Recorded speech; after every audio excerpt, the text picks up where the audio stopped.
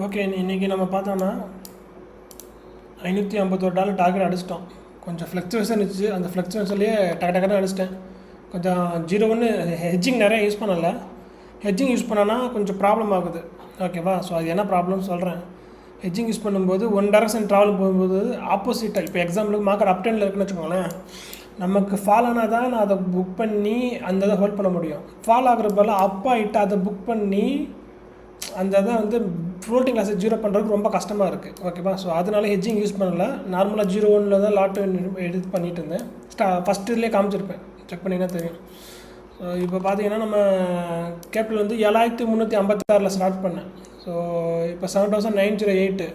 இன்னொரு 3 நாள் போச்சுன்னா 9000 தாண்டிடும். ஆல்ரெடி 9600 போயிட்டு வந்தேன் தான்.